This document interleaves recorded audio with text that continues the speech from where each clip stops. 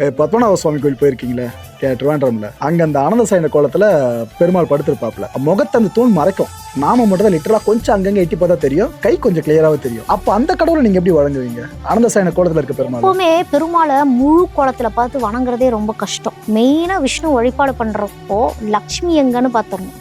ஓ, லக்ஷ்மி கிட்டதான் மொத்த பவரும் இருக்குது.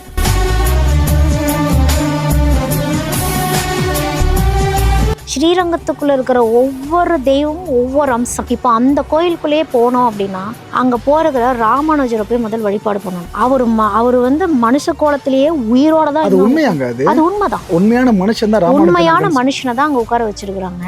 வெளிப்படையா தெரியற வெளிப்படையா நம்ம அப்படியே நின்று இப்படியே கும்பிட்டு வரலாம். எப்படிங்க சதனா அழுகாம அது பாசிபிளா? அந்த விஷயம் நம்ம விஷ்ணு பெருமாள் இவர் எப்படி வணங்கணும், வழிபடணும் அவரோட கோயில்கள் சார்ந்து? இப்போ பெருமாள் அப்படின்னு எடுத்துக்கிட்டோன்னா முதல் தாயார் தான்.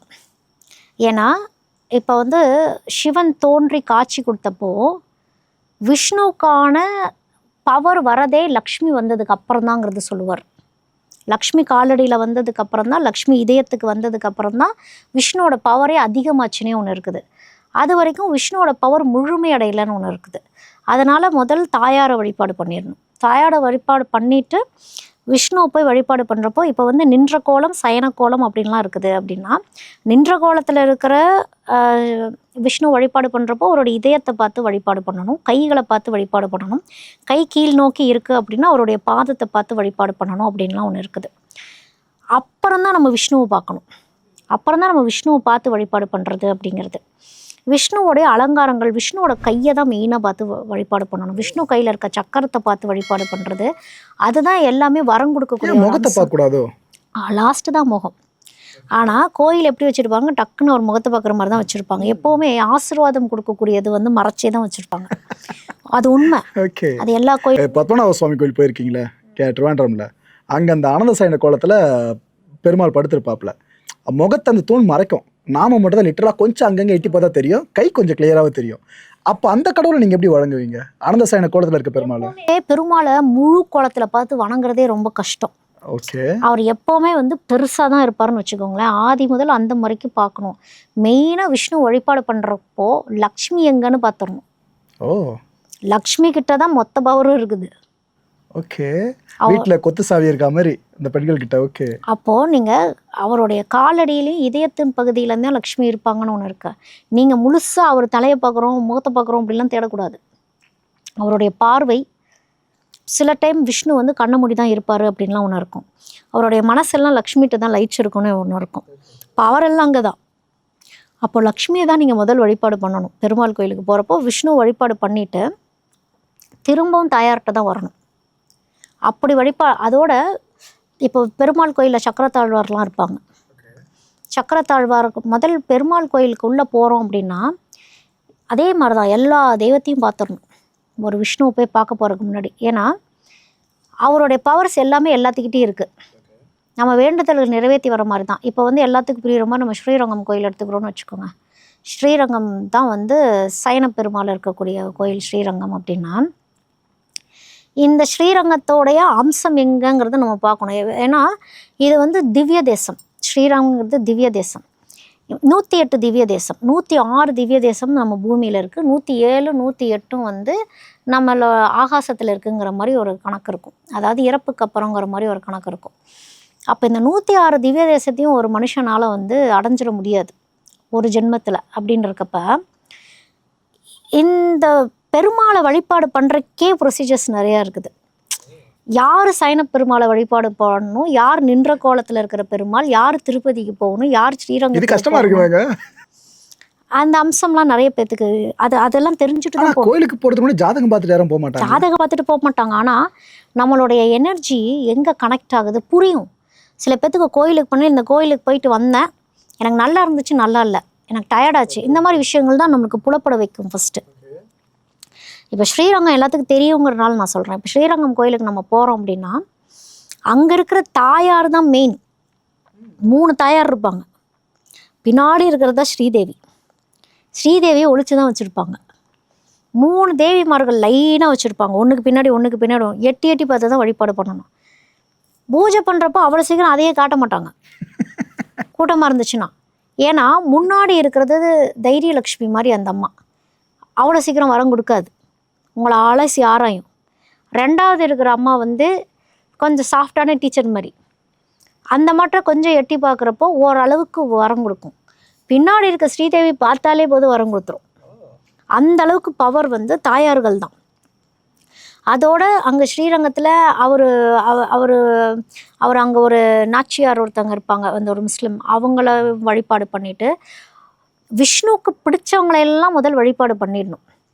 அதுக்கும் முன்னாடி விஷ்ணு ஸ்ரீரங்கம் வரக்கு முன்னாடி வந்து சிங்கராயர் தான் வந்தாருன்னு ஒன்று இருக்கும்.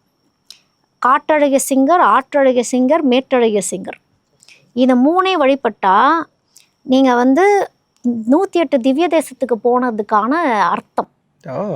ஏன்னா இவங்க தான் வந்து 108 திவ்ய தேசங்கள் வரக்கு முன்னாடி தோன்றின அம்சம் இவங்க. அப்போ இந்த காற்றழகிய சிங்கர் ஸ்ரீரங்கத்தில் தான் இருக்கிறார். ஆற்றழகிய சிங்கர் அது பக்கத்துலேயே தான், கீழே ஆற்றுக்கு கீழே இறங்கி போய் அவர் அங்கே வழிபாடு பண்ணிட்டு வரணும். மேற்றழகிய சிங்கர் தான் வந்து ஸ்ரீரங்கம் கோயிலுக்குள்ளே இருக்கிற மேற்றழகிய சிங்கர். இப்படி நீங்கள் வழிபாடு, நம்ம நேரம் என்ன பண்ணுவோம், பார்க்குறோம் பெருமாளை, வந்துடுறோம், எல்லாத்தையும் விட்டுருவாங்க. ஸ்ரீரங்கத்துக்கு போனால் நேராக ஃபோக்கஸ் அது மட்டுமா தான் இருக்கும். ஸ்ரீரங்கத்துக்குள்ளே இருக்கிற ஒவ்வொரு தெய்வமும் ஒவ்வொரு அம்சம். இப்போ அந்த கோயிலுக்குள்ளேயே போனோம் அப்படின்னா அங்கே போகிறதுல ராமானுஜரை போய் முதல் வழிபாடு பண்ணணும். அவர் வந்து மனுஷ கோலத்திலேயே உயிரோட தான். அது உண்மையாங்க? அது உண்மைதான். உண்மையான மனுஷன் தான், உண்மையான மனுஷனை தான் அங்கே உட்கார வச்சிருக்கிறாங்க. வெளிப்படையா நம்ம அப்படியே நின்று இப்படியே கும்பிட்டு வரலாம். எப்படிங்க சதனா அழுகாம அது பாசிபிள் அந்த விஷயம்? ஆமா, அவங்க அப்படிதான் வச்சிருக்காங்க. நீங்க தொட்டும் பார்த்துக்கலாம், அவர் அப்படிதான் வச்சிருக்காங்க. அதெல்லாம் எப்பேர், அதுதான் வந்து அவரோட, அதுதான் நான் சொன்னலே. கோயில அவங்க சொல்றானா கேக்குறேன், இது ராமானுஜர் தான் உண்மையான தேகம், அவங்களே சொல்றாங்களா? அது ராமானுஜர் தான் உண்மையான தேகம் தான். அந்த கோயிலோட வரலாறு அப்படி, அவர் அப்படியே அந்த அம்சமாவே தான் உட்கார வச்சிருக்காங்க. உண்மையா இருக்கும் பட்சத்தில் பெரிய அதிசயம் வச்சுங்க. அது அதிசயம் தான். ஆனால் எல்லாம் கடந்து தான் போயிட்டு இருப்பாங்க. ஏன்னா எல்லாத்துக்கும் ஃபோக்கஸ் அங்கே தான். எப்பவுமே கோயிலுடைய கட்டமைப்பு, அதோடைய விதிகள்லாம் நம்ம தெரிஞ்சு போகிறப்போ ஒவ்வொன்றும் ஒவ்வொரு சக்தி தான். இப்போ ராமானுஜர் அங்கே போய் நின்னாலே நம்மளுக்கு வரம் கிடைக்கும். ஏன்னா அவர் தான் வந்து இந்த பிராணசக்தியை உள்ளடக்கி உடம்பே அழுகி போகாமல் வெறும் சாதாரணமாக அவங்க வந்து அந்த பச்சைக்கற்பூரத்தை தான் தேய்ப்பாங்க அவர் மேலே. ஒரு பெரிய அந்த மம்மிஃபிகேஷன்லாம் கிடையாது. அவங்க சாதாரணமாக அங்கே சந்தனம், அங்கே இருக்கிற அந்த பச்சைக்கற்பூரத்தை வச்சே அவர் வந்து ஃப்ரெஷ்ஷாக அப்படியே தான் உட்காந்துருப்பார். யார் வேணாலும் போய் பார்க்கலாம். அதெல்லாம் ஒரு அதிசயம். அதெல்லாம் அந்த கோயிலோடைய அந்த விதியோடைய அம்சம். அதே மாதிரி ஸ்ரீரங்கம் கோயிலுக்குள்ளே போகிறப்போ அங்கே இருக்கிற நம்ம வந்து அந்த மேலே இருக்க கோபுரத்தை பார்த்து வழிபாடு, கோபுர வழிபாடு வந்து சிறந்த வழிபாடு விஷ்ணு கோயிலை பொறுத்த வரைக்குமே. அங்கே இருக்கிற தங்கம், அங்கே குருவோடைய அம்சம், அதெல்லாம் பார்த்து வழிபாடு பண்ணுறது. அங்கே தான் லக்ஷ்மியோடைய அம்சம் இருக்கும், அங்கே தான் எனர்ஜி பாயிண்ட்ஸ் இருக்கும், அங்கே பார்த்து வழிபாடு பண்ணுறது. அதே மாதிரி சக்கரத்தாழ்வார்கிட்ட போய் வழிபாடு பண்ணுறது அப்படிங்கிறது, உங்களுக்கு என்ன பிரச்சனை இருந்தாலுமே சக்கரத்தாழ்வார்கிட்ட போய் நீங்கள் ஸ்ரீரங்கத்தில் போய் வழிபாடு பண்ணுறப்போ 9 விளக்கு, ஏன்னா விளக்குங்கிறது எப்போவுமே ஒரு விளக்கு போட்டாலே பல பயன் கிடைக்கும். அப்போ 9 விளக்கு போட்டு கரெக்டாக சக்கரத்தாழ்வார்லாம் நீங்கள் வழிபட்டுட்டு வரப்போ முடங்கின எல்லா விஷயங்களையுமே இயங்கிட்டே இருக்கும் அப்படிங்கிறது தான். ஏன்னா சக்கரத்தாழ்வாரோடைய அம்சம் பார்த்திங்கன்னா முன்னாடியும் பின்னாடியும் 2 பக்கம் நம்ம பார்க்கணுன்னே ஒன்று இருக்கும். அங்கேயுமே வந்து நரசிம்மர் கோலத்தில் வந்து மடியில் வந்து லக்ஷ்மி வச்சுட்டு தான் இருப்பாங்க. ஸோ இது எல்லாமே எனர்ஜி இயங்கணும், வாழ்க்கை இயங்கணும் அப்படிங்கிறதுக்கு அங்கே சக்கரத்தாழ்வாரெல்லாம் வழிபாடு பண்ணணும். இவங்களை இந்த தாயார் எல்லாத்தையும் வழிபாடு பண்ணிவிட்டு நீங்கள் அப்புறமா பெருமாள் கிட்ட போயிட்டு லக்ஷ்மியை தேடணும். அங்கே லக்ஷ்மியெல்லாம் பார்க்க முடியாது, அங்கே அது பார்க்குறது பெரிய விஷயம் தான். அப்படி இல்லை, அம்சம் அது. பார்த்தாலே முதல் திக்குன்னு இருக்கும் அவரை பார்க்குறப்பே, கேட்க தோணாது. அங்கே இருக்க பெருமாளை நீங்கள் பக்கத்தில் பார்த்துட்டிங்கனாலே, இப்போ ஒரு சிலருக்கெலாம் உள்ளே போகக்கூடிய அமைப்பு கிடைக்குதுன்னு வச்சுக்கோங்களேன். அவரோட என்ட்ரன்ஸ் பார்த்திங்கன்னா 2 கை வச்சு உள்ளே போகிற அளவு தான் அவரோட என்ட்ரன்ஸ். அந்த 2 அங்கே கை வைக்கணும். ஏன்னா உங்களுக்கு வந்து பெரும் சக்தியே, குலதெய்வத்தோடைய சக்தியே அங்கே தான் இருக்கும். அந்த தூணோடைய அமைப்பில் அதுக்கு கீழே தான் அவங்க எல்லாமே வச்சு கட்டியிருப்பாங்க. இந்த கோயிலை எத்தனையோ காலங்களுக்கு முன்னாடி வச்சு கட்டியிருந்திருப்பாங்க அப்படின்லாம் ஒன்று இருக்குது. ஸோ இந்த வாசல்களை ஒவ்வொரு கோயில் வாசலையும் நம்ம போகிறப்போ 2 வாசலையும் தொட்டு கும்பிட்டு தொட்டு பிடிச்சிட்டு போகிறப்போ அவ்வளோ காக்கிற தெய்வங்கள் அந்த வாசலில் இருப்பாங்க. அவங்கள தாண்டி தான் நம்ம போகிறோம். அவ்வளோ எனர்ஜியும் தாண்டி தான் போகிறோம். அவ்வளோ மந்திர சக்திகள் வாசப்படியிலே இருக்கும். இதெல்லாம் விட்டுட்டு ஓடுவாங்க நேரா, எல்லாத்தையும் விட்டுருவாங்க. கோயில் மேலே பார்க்கணும் எப்பவுமே. கோயிலுக்குள்ள உள்ள போனோன்னா மேல் நோக்கி இல்ல பார்த்தா மக்களுக்கு அதை எஜுகேட் பண்ணணும்ல. ஆக்சுவலா அந்த விஷயங்களை கோயில்ல இருக்கவங்கள அரசோ எஜுகேட் பண்ணணும். அது நம்ம யாரும் மக்களை சொல்லி எஜுகேட் பண்றதுக்கு யாருக்கும் ஒரு டைம் இல்லை.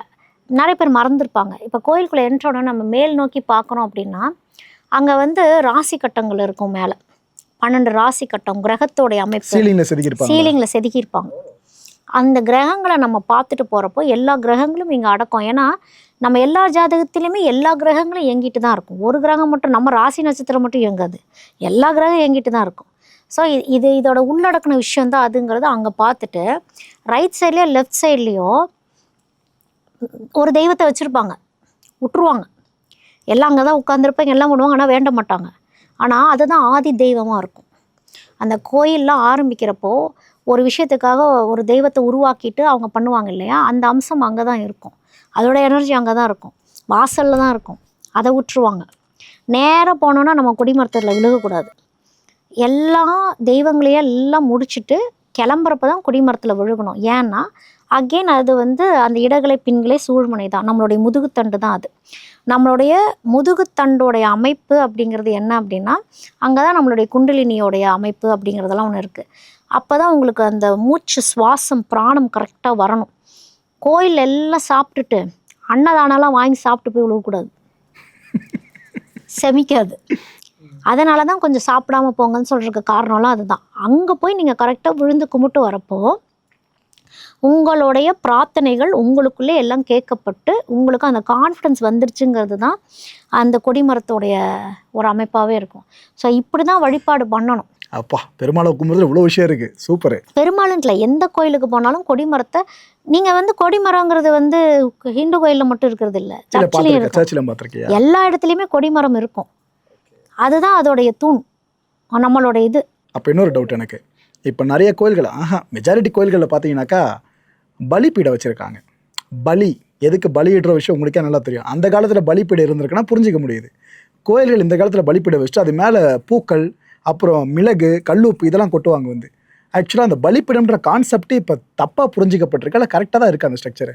பலிப்பீடம் அப்படிங்கிறது அகெயின் நம்ம வந்து நெகட்டிவிட்டியை இறக்கி வச்சுட்டு வர்றதுங்கிறது தான். ஒரு கோயில் உருவாகுதுன்னு வச்சுக்கோங்களேன்.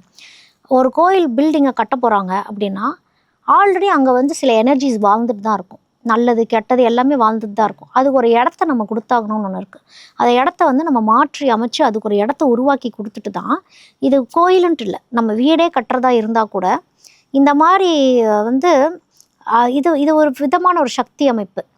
அவங்களுக்கு ஒரு இடத்த கொடுத்துட்டு நம்ம கட்டுறது அப்படிங்கிறது தான், அதுதான் பலிபீடம். அந்த இடத்துல நம்மளுடைய நெகட்டிவிட்டியெல்லாம் அங்கே தான் இறக்கி வச்சுட்டு போகணும். நம்ம நெகட்டிவ் என்ன பண்ணணும்? நெகட்டிவிட்டி இறக்கி வைக்கணும்னா அப்படின்னு பண்ணுறோம்ல, ஆசுவாசப்பட்டுக்கிறதெல்லாம் அங்கேயே பண்ணிடும். புஷ்ஷுன்னு வெளியே விடுறோம்ல, சாமிக்கிட்ட போய் புசு புசுன்னு சொல்லக்கூடாது. சாமிக்கிட்ட போய் மூச்சு வர ஆரம்பிச்சிடும். ஸோ அந்த உஸ்ஸுன்னு வர்றது எல்லாமே அந்த பலிபீடத்தோடையே போயிடணும். அவ்வளோதான் அந்த பலிபீடம். பலிபீடத்தை தொட்டு வணங்குறதோ அங்கே விழுந்து கும்பிட்றதோ, ஏன்னா அங்கே இருக்கிறது வந்து வேற எனர்ஜிஸ். அப்போ அதுக்கு தான் பலிபீடமா? பலிபீடம் அதுக்கு தான். அதுதான் வந்து கட்டமைப்பு முறைப்படி அதுக்காக கட்டப்பட்டது தான் பலிபீடம். அதுக்கு ஒரு இடம் கொடுத்தாங்க, சொல்ல மாட்டாங்க. அதுக்கு ஒரு இடம் கொடுக்குறோன்னு நம்ம சொல்ல மாட்டோம்.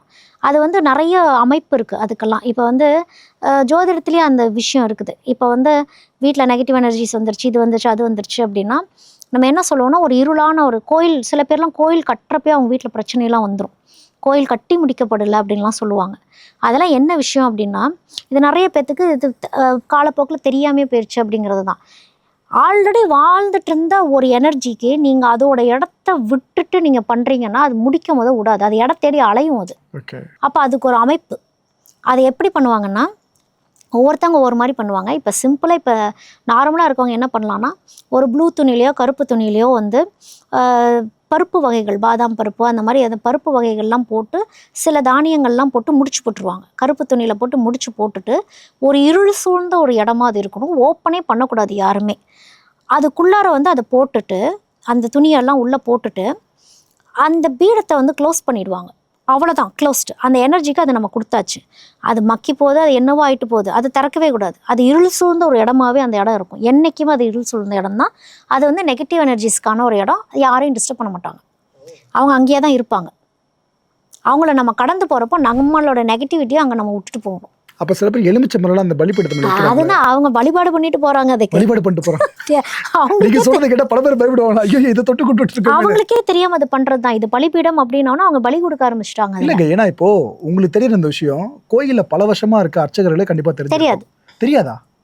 எல்லாத்துக்கும் எல்லாம் தெரியும்னு சொல்ல முடியாது. அவங்களுக்கு என்ன தெரியணுமோ அதை அவங்கள்ட்ட போய் ஏன்னா தெரிஞ்சிருந்தா மக்கள்கிட்ட எஜுகேட் பண்ணலாமேன்னு கேட்கற, வேற எதுவும் இல்லை. இல்ல, அதாவது இதுதான் சொல்றேன். இது பல 100 வருடங்களுக்கு முன்னாடி கட்டின கோயில்களுடைய விஷயம் இதுதான். ஓகே. அது கட்டுறாங்க இல்லையா, அந்த மேஸ்திரிகள் கட்டுறாங்கல்ல.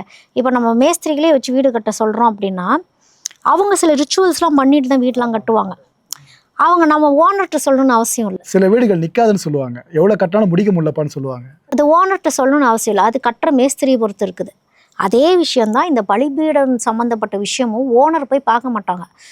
இப்போ வந்து கோழிலாம் அறுத்து போட சொல்லுவாங்க வீட்டிலலாம் சாமி கும்பிட்றப்போ. ஓனர் போகக்கூடாது, மேஸ்திரி தான் போவாங்க. மேஸ்திரிகள் தான். எதுக்கு ஓனர் போகக்கூடாது? அடிச்சிரும். ஏன்னா என் இடத்துல நீ வரியா? அது அடிச்சிரும். அப்போ அதுக்கு வேற ஒரு இடத்த அவங்க உருவாக்கி கொடுத்துட்டு இருக்கிறாங்க அப்படிங்கிறத. அவங்களே கோழி அடிச்சு, அவங்களே குழம்பு வச்சு, அவங்களே சாப்பிட்டு திருப்பி 3 நாள் கழிச்சு வேலையை ஆரம்பிப்பாங்க அப்படிங்கிறது.